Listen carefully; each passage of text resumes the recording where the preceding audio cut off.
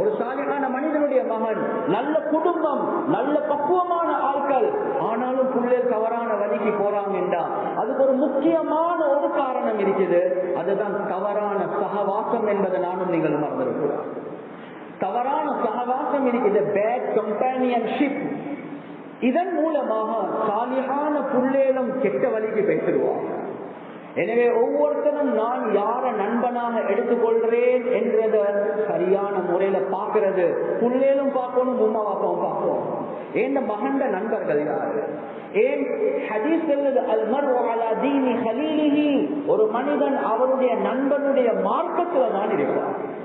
உங்களுக்கு என்னைய தெரிஞ்சுக்கொள்ளணுமா? என்னைய பார்க்க வேணும், எந்த கூட்டாளிமார்கள் யார் என்று பாருங்க, அதை வச்சு இவர் யார் என்றது உங்களுக்கு மதிக்கலாம்.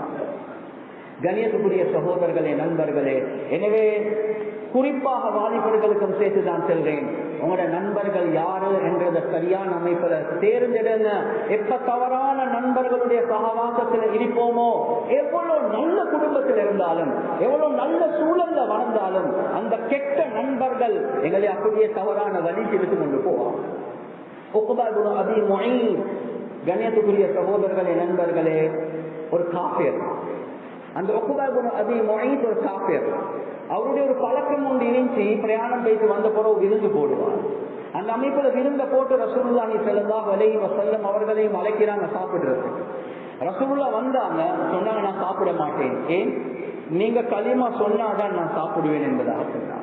அவரும் சந்தோஷமாக கலிமாக சொல்றாரு, இஸ்லாத்துக்குள்ள வந்துட்டாரு. ரசூலுல்லாஹ்வும் சந்தோஷமாக சாப்பிட்டாங்க.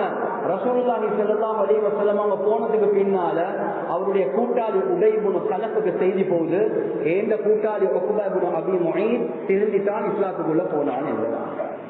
இதை கேள்விப்பட்டவுடனே ஓடிவாங்க.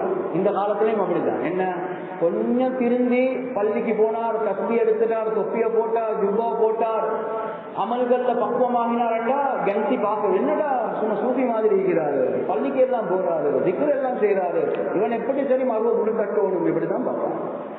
அதே மாதிரிதான் உக்பா இப்னு அபீ முஈத் வந்து, என்ன நீ இஸ்லாத்துக்குள்ள போனியாமே, மதம் மாறிட்டாயாமே, அவர் கேட்ட முறையிலே இவர் கொஞ்சம் வெட்கப்பட்டார்.